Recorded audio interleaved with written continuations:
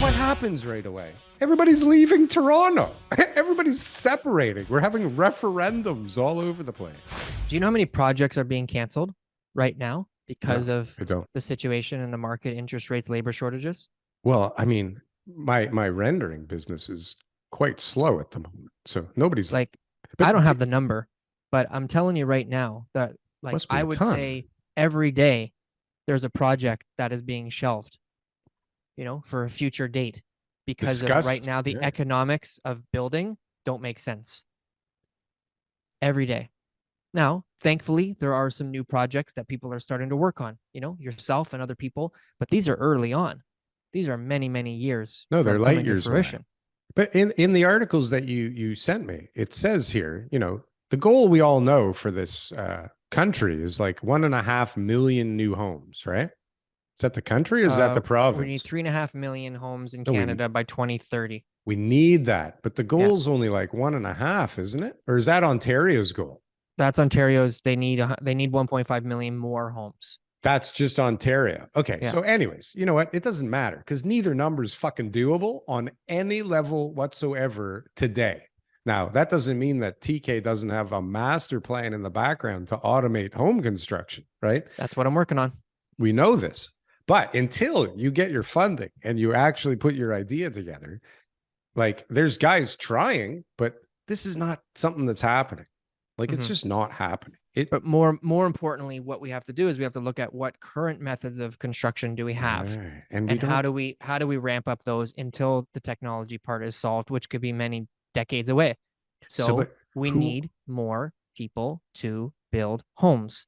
What happens, we've talked about this before, is when you do import more people, they got like a brother who wants to come, who like drives Uber.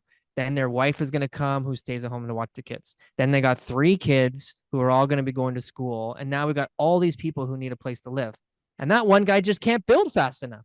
He just doesn't, he can't even replace his own use of housing in order to be able to make this work.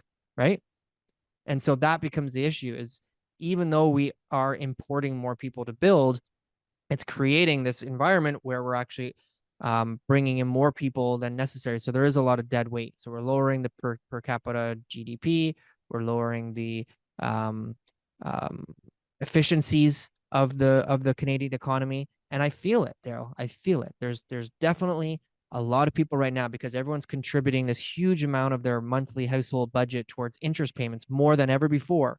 That the amount of money that goes every month into interest, they're making decisions to not do other things. And guess who owns those other things, Daryl?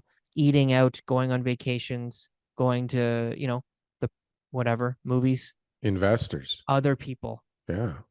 So other people's business income is what's at stake, right? And is there enough people who are coming in? Because what the federal government is obviously trying to do is they're trying to sort of disguise, maybe like, set a backstop on how far the economy can go down and how far the markets can go down and all the other areas that are compromised by just bringing in a ton of people, right? And that's what their plan is. They say, well, maybe everyone's not making as much money, but we're going to have more revenues. Maybe businesses will be struggling because of X, Y, and Z, but there'll be more customers for them to serve.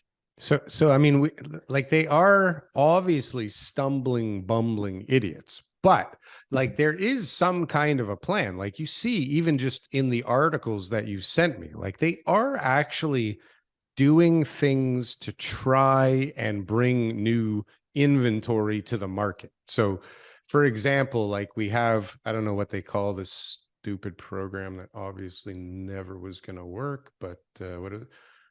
The first Housing Now, right? Housing Now finally about to break ground 4.5 years later. I thought that was a good article to bring into your this is one thing that's happening, right? So the city's going to break ground on a project, and 8 years from now, they're going to break ground. People are going to move in. Yeah. Affordable rents. It's cool. It's near Subway. Well, this is the thing, okay, about the affordable part of it, because, okay, altogether, okay, they're talking about 3 sites, 2 of which are shovel ready, but aren't ready to go. Kipling and Dundas is the one that they're starting on. Kipling and Dundas is the one that they're starting on. But between the 3, there's 1,949 purpose-built rental units. Okay. and more than 800 of which, and not a specific number like the total there of 1949. This is more than 800. So it's probably like 803, of which will be affordable. Okay. The remaining market rate rentals will all be rent controlled. So TK, 800, not half, not 65%, nothing that really helps, but 803 of the 1949 are going to be affordable. So, okay. And how much money do you think the city will lose on that project? Hold on. 4.5 years since they announced the thing, and we have shovel ready 803. Hey, maybe it's 817, TK. Maybe I'm shortchanging these guys, but it's more than 800. I imagine it would be like 900 if it was 880 or something. So it's like 804, let's call it. Okay.